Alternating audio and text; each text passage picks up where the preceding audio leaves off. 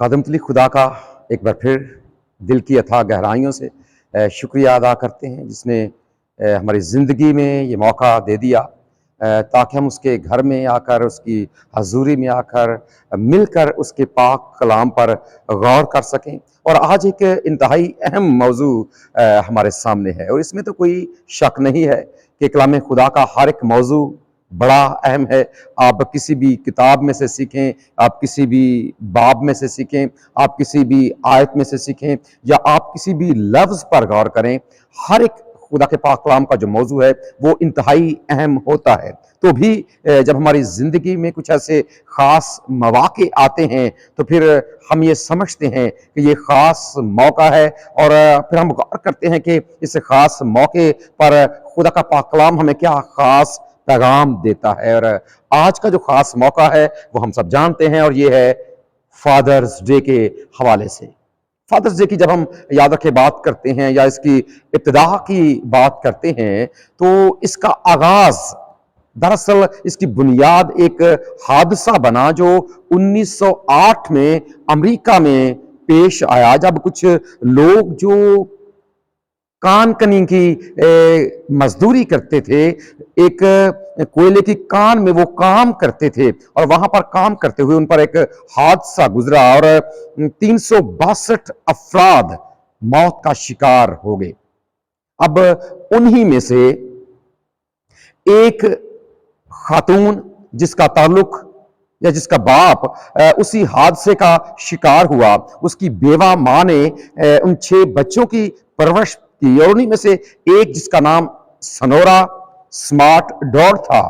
उसने 1909 में इस बात का आगाज किया और इस बात को फैलाने की कोशिश की, और इस बात को लोगों तक ले जाने की उसने कोशिश की कि जिस तरह हम मदर्स डे के हवाले से बात करते हैं, या उसको अहमियत देते हैं, या उसकी हम कदर करते हैं, या उसको हम मना रहे हैं और आगे लेकर जा रहे हैं इस रवायत को, हमें जरूर फादर्स डे को भी सामने रखना चाहिए और इसी तरह सेलिब्रेट करना चाहिए, ताकि हमें यह पता चले कि ना सिर्फ मां का रिश्ता बड़ा अहम है, बल्कि इसके साथ जो बाप का रिश्ता है वो भी बच्चों के लिए बहुत ज्यादा अहमियत का हामिल है। और उसके बाद हम ये देखते हैं कि 1993 में जब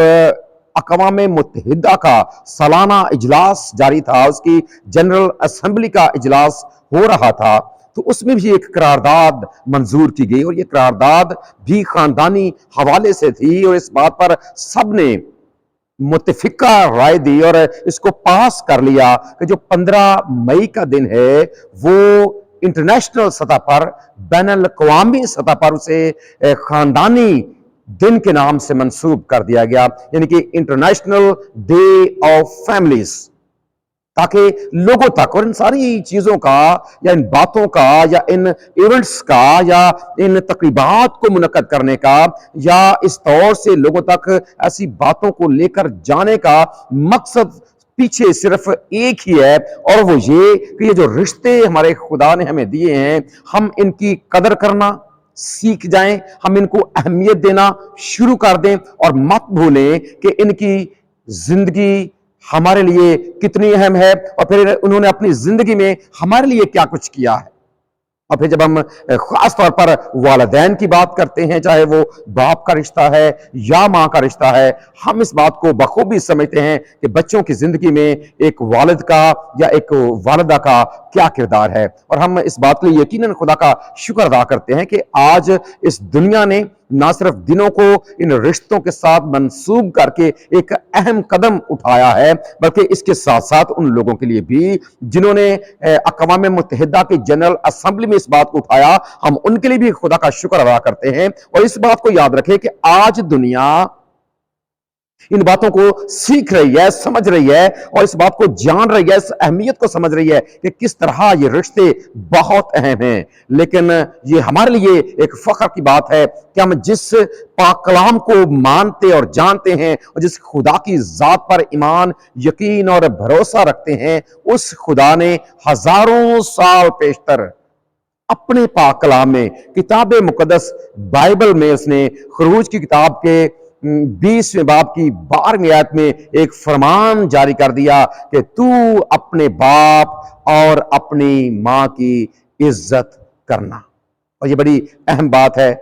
खुदा ने उस वक्त अपने लोगों के सामने इस बात को रखा था जब मनहसल कौम वो मिस्र की गुलामी में से निकले और वो अपने मुल्क में आबाद होने के लिए जा रहे थे। खुदा ने उनके सामने इस रिश्ते की अहमियत को और कदर को रख दिया ताकि ना सिर्फ वो इस्राएली लोग जो वहां पर रहकर अपनी जिंदगी गुजारेंगे, बल्कि उसके साथ साथ जो आइंदा आने वाली नस्लें हैं, जब वो भी खुदा के इस पाक कलाम पर गौर करेंगी और इसको सीखेंगी तो उसके सामने ये बात आएगी कि खुदा ने इस हुक्म को क्यों दिया, इसकी पीछे वजह क्या है और इसकी अहमियत आज हमारे लिए क्या है। सो इसी बात को बुनियाद बनाकर आज हम आगे बढ़ेंगे और ये सीखने की कोशिश करेंगे कि खुदा ने ये हुक्म क्यों दिया। या फिर ये सवाल भी पैदा हो सकता है कि भाई अगर हम वालिदैन की इज्जत करें तो इसके पीछे वजह क्या है, किन वजूहात की बिना पर हमें अपने वालिदैन की इज्जत और उनका एहतराम करना चाहिए। इस बात को याद रखें, अगर ऐसा कोई सवाल हमारे सामने भी आए तो सबसे पहले हमारे ज़हन में जो बात आनी चाहिए या हमें इस बात को महसूस करना चाहिए कि इसका हुक्म हमें हमारे खुदा ने दिया है। इससे बढ़कर तो कोई बात हो नहीं सकती। अगर मुआशरा कहता है, अगर अक़वाम मुत्तहिदा की जनरल असेंबली कहती है, या अगर फादर्स डे के हवाले से बात है, या अगर मदर्स डे के हवाले से बात है, अगर लोग हमें इस बात को कहते हुए नजर आते हैं या हमें नसीहत करते हुए नजर आते हैं या हमें तलकीन करते हुए नजर आते हैं, तो याद रखें इन बातों से कहीं बढ़कर मेरे और आपके लिए और हम सब के लिए बात है कि हम जिस कादर मुतलिक खुदा पर ईमान, यकीन और भरोसा रखते हैं और जिसके पाक कलाम पर हमारी निगाहें होती हैं, जिसको हम रोजमर्रा जिंदगी में इस्तेमाल करते और पढ़ते हैं, उसमें हमें बतौर ईमानदार इस बात का हुक्म दिया गया है कि हमने अपने वालिदैन का अदब और उनका एहतराम करना है। सो हम इसी बात को आगे बढ़ाएंगे और इस बात को भी याद रखें जब हम इस हुक्म की बात करते हैं जिसका ताल्लुक खुरूज की किताब के 20वें बाब की 12वीं आयत है, तो ये किताब मुकद्दस में तकरीबन 8 मरतबा दोहराया गया है, 8 बार दोहराया गया है। और ये भी बड़ी अहम बात है कि ये वो वाहिद हुक्म है जिसके साथ हमें एक वादा भी नजर आता है। और खुदा का बंदा पौलुस रसूल कहता है कि इस हुक्म के साथ खुदा ने एक वादा भी कर दिया है, और वादा बिलाशुबा एक चेक की तरह है जिसे हम जब चाहते हैं कैश करवा लेते हैं। इस बात को याद रखें, यह खुदा ने इसलिए दिया है ताकि हम इस चेक को कैश करवाते रहें अपनी जिंदगी में, और फिर इस बात को दूसरों के लिए भी नमूना बनते रहें कि अगर आज हम अपने वालिदैन की इज्जत करते हैं, उनका एहतराम करते हैं, तो आने वाले हमारी जो नस्लें हैं वो भी यकीनन हमें देखकर वो अपने बुजुर्गों का अदब और उनका एहतराम करेंगी। आज हम थोड़ा सा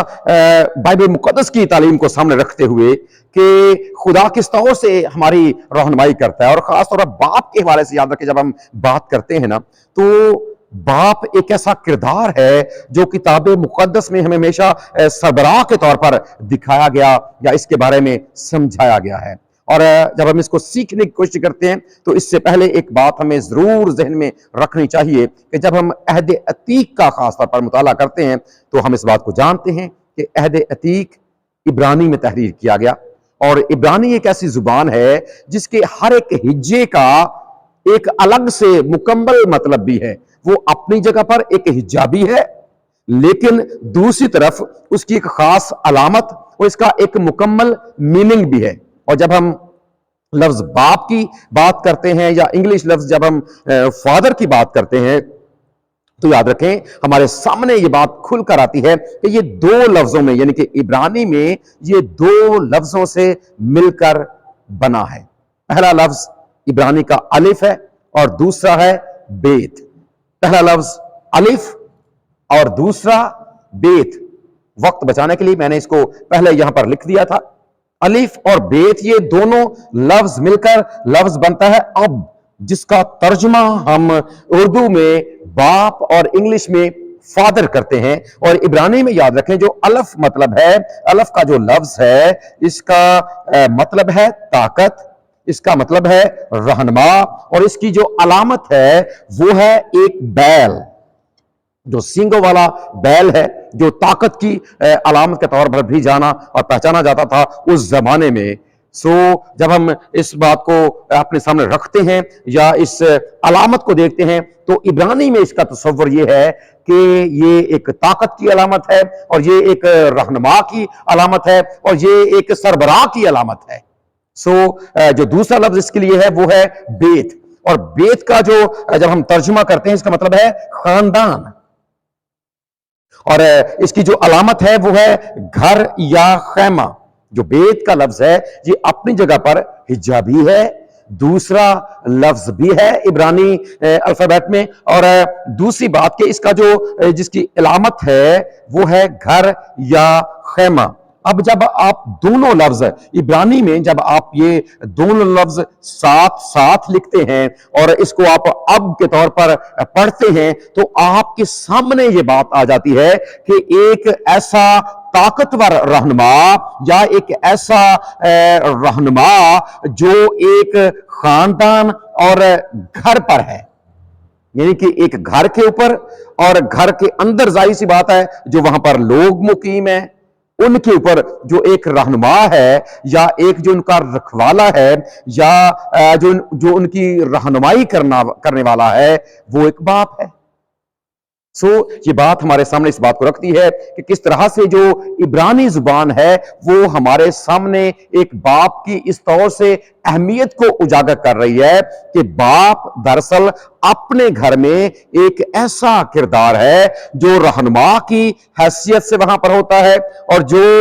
उनके सरबराह की हैसियत से वहां पर होता है, यानी कि उसके ऊपर घर की सारी जिम्मेदारी होती है, और ना सिर्फ घर की जिम्मेदारी होती है बल्कि घर में मौजूद जो अफराद हैं उनके यानी कि उनकी जिम्मेदारी भी उसके कंधों के ऊपर होती है। सो हम ये समझ सकते हैं कि इब्रानी जुबान किस तौर से हमारे सामने इस बात को रखती है। और फिर जब इसी बात को बुनियाद बनाकर ये हुक्म दे दिया गया कि तू अपने बाप और अपनी माँ की इज्जत करना, तो याद रखें इसके पीछे बड़ी खूबसूरत बातें हैं जो बड़ी सीखने वाली हैं। अहबार की किताब के 12वें बाब की पहली और दूसरी आयत में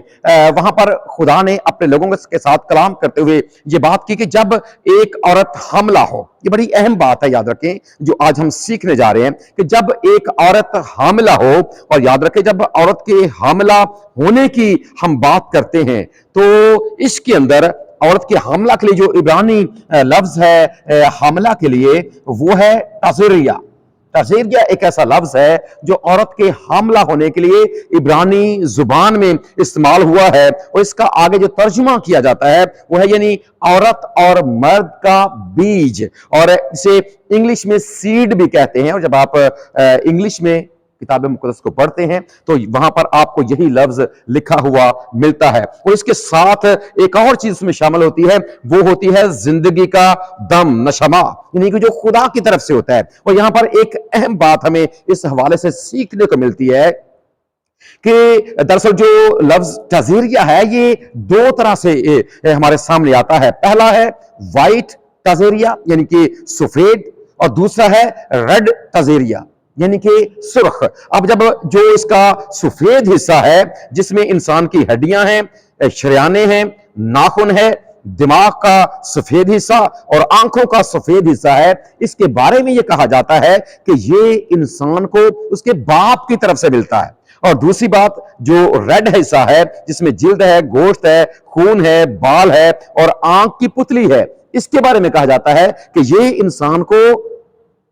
मां की तरफ से मिलता है। और फिर इसके साथ ये सारी चीजें या इंसान की सारी जो बॉडी है जब ये हरकत में आती है, इनके अंदर जो जान मौजूद है इसके बारे में यह है कि वो खुदा के जिंदगी के दम की बदौलत इंसानी जिस्म में जान आती है। और ये यहूदी रवायात में बातें मौजूद हैं, और यहूदियों पर यह जरूरी था कि जब वो बच्चों को वालिदैन की इज्जत के हवाले से सिखाएं तो ये باتیں وہ उनके सामने जरूर रखें, ताकि बच्चों को यह पता चले कि अगर हमने वालिदैन का एहतराम करना है तो इसमें तो कोई शक नहीं कि हमारे खुदा ने हमें हुक्म दिया है कि हमने इन रिश्तों को अहमियत देनी है, इनकी कदर करनी है, इनकी वैल्यू को बढ़ाना है, बल्कि इसके साथ उनके ज़हन में ये बात भी शामिल रहे कि उनकी बॉडी के अंदर जो चीजें मौजूद हैं या जो उनका जिस्म मौजूद है, इसके पीछे जहां पर कादिर मुतलक खुदा का जिंदगी का दम का फरमा है, वहीं पर इनकी बॉडी में इनके वालिदैन की कितनी कंट्रीब्यूशन है, कितना हिस्सा इनके वालिदैन का भी है। और ये भी याद रखें, बड़ी अहम बात है, ये जो लफ्ज इब्रानी लफ्ज तज़ेरिया है, ये सिर्फ इंसानों के लिए इस्तेमाल होता है, खुदा के लिए नहीं। इसका मतलब यह है कि मुमकिन ऊपर से खुदा जरूर करता है, वो जिंदगी का दम जरूर इंसान को देता है, लेकिन जमीन पर रहकर इसकी मंसूबाबंदी वालिदैन करते हैं। एक बच्चे को दुनिया में लाने की जो मंसूबाबंदी है या जो इरादा या ख्याल होता है, वो वालिदैन का होता है, और फिर उसमें खुदा भी हिस्सेदार बनता है और जिंदगी का दम देकर वो अपने इस किरदार को बखूबी निभाता है। सो इस बात को सामने रख कर भी हमें ये देखना है और ये सोचना है कि खुदा किस तौर से चाहता है कि जो बच्चे हैं वो अपने वालिदैन के फर्मा बरदार बने। और इसीलिए खुदा ने अपने कादिर मुतलक खुदा ने अपने पाक कलाम में इस बात को लोगों के सामने रख दिया कि तू अपने बाप और अपनी मां की इज्जत करना। और ये बात याद रखें, जब हम लफ्ज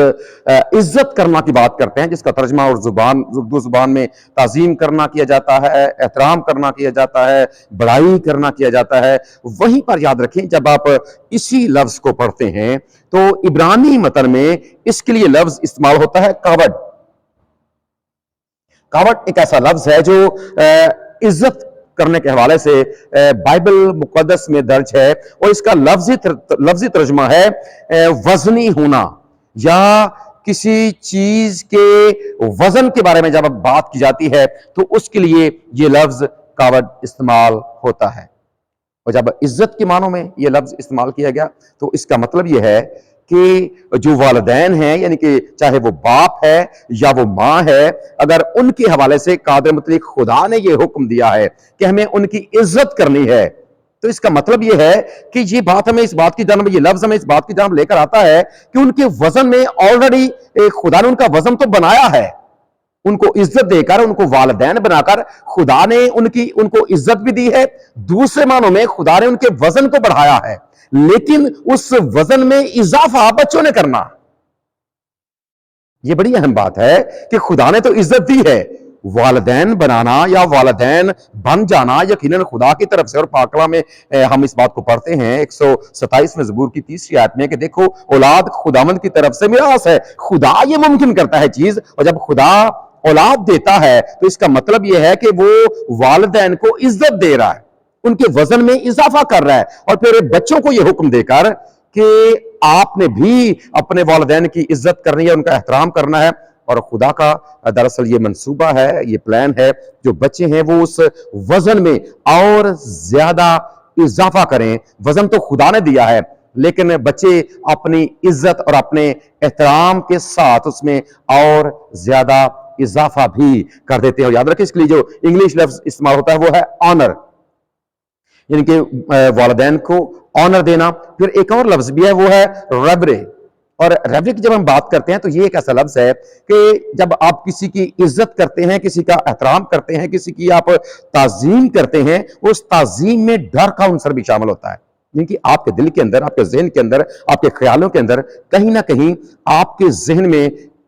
डर भी होता है, खौफ भी होता है कि ये एक ऐसा रिश्ता है मैंने जिसका अदब और एहतराम करना है, और अगर मैं नहीं करूंगा तो मुझे सजा क्या मिल सकती है। जब आपके सामने सजा का एक कॉन्सेप्ट मौजूद रहेगा, सजा की एक बात आपके सामने मौजूद रहेगी, तो आप फिर यकीनन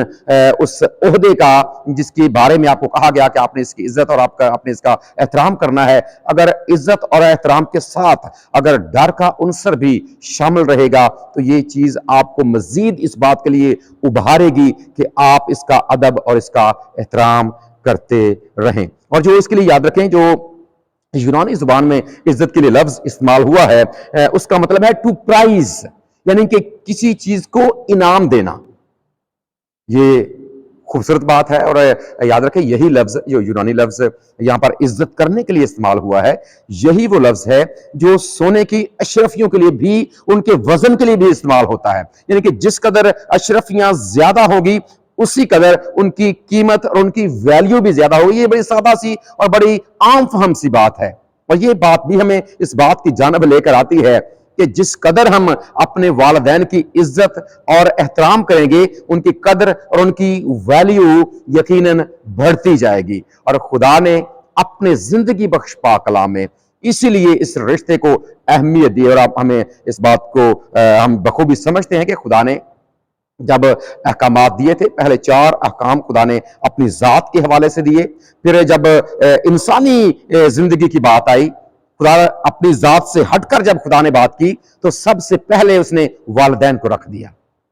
اس کا مطلب یہ بھی ہے کہ جب ہم انسانی معاشرے کی بات کرتے ہیں اور قادر مطلق خدا کی بات کرتے ہیں، جو درمیان میں رشتہ موجود ہے وہ والدین کا ہے، باقی سارے معاملے بعد میں آتے ہیں، اوپر خدا، درمیان میں والدین، اور پھر باقی سارا معاشرہ۔ اس بات کو ہمیں ضرور اپنے ذہن میں، اپنے خیالوں میں رکھنا چاہیے۔ ایک اور بڑی اہم بات ہے خدا کے پاک کلام میں والدین کی عزت کے حوالے سے یا باپ کی عزت کے حوالے سے جب ہم بات کرتے ہیں تو والدین کے ڈر کے حوالے سے ہم پہلے ایک بات کر رہے تھے کہ جب تک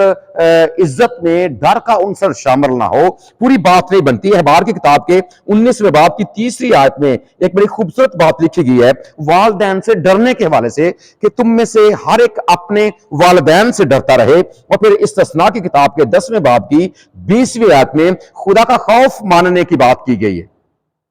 اور ایک اہم بات یہاں پر یہ ہے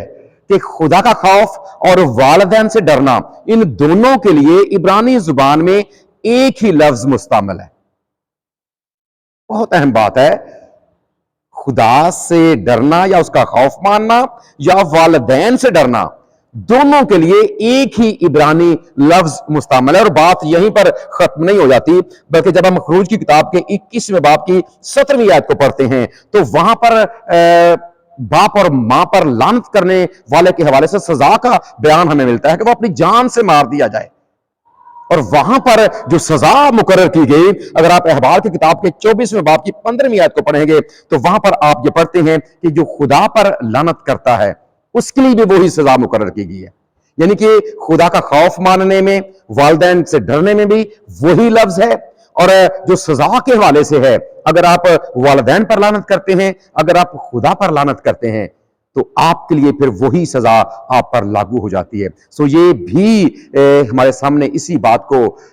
رکھ رہا ہے، یہ بات ہمارے سامنے یہ حوالے رکھ رہے ہیں کہ ہمیں کس طور سے اپنے والدین کی عزت اور ان کا احترام اور ان کا ادب کرنا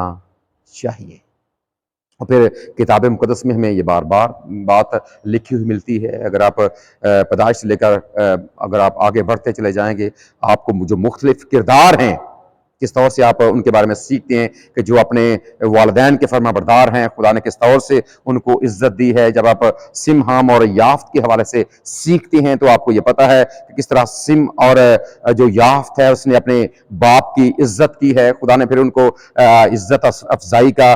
جو ہے وہ صلہ بھی دیا ہے، وہ برکت بھی ان کو ملی ہے۔ اور اس کے ساتھ جب حام نے، جس نے اپنے والد کی عزت نہیں کی، کس طرح پھر وہ لعنت کا شکار بھی ہوا ہے۔ پھر جب آپ آگے مزید بڑھتے ہیں تو آپ کے سامنے اور بہت سی باتیں ہیں، اور پھر امثال کی کتاب بھری پڑی ہے ایسی باتوں سے، والدین کے حوالے سے، بچوں کے حوالے سے، کہ تو کس طور سے اپنے باپ کی نصیحت کو ماننا، تو کس طور سے اپنی ماں کی باتوں پر کان لگانا، اور یہ تیرے گلے کے لیے توق بن جائیں، اور یہ تجھے زندگی میں آگے بڑھنے کے لیے تیری رہنمائی کریں۔ کس طور سے ہمارا خدا ان باتوں کو ہمارے سامنے رکھتا ہے۔ پھر ملاکی کی کتاب میں ہم اس بات کو بھی دیکھتے ہیں کہ خدا اپنے لوگوں سے کلام کرتے ہوئے کہتا ہے کہ اگر میں باپ ہوں تو پھر میری عزت کہاں ہے۔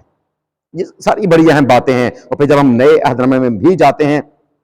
تو وہاں پر بھی ہم جب خداوند یسوع مسیح کی زندگی پر غور کرتے ہیں تو خداوند یسوع مسیح کے حوالے سے لکھا ہے لوکا کی کتاب کے لوکا کی انجیل کے 2 باب کی 41ویں آیت میں کہ وہ کس طرح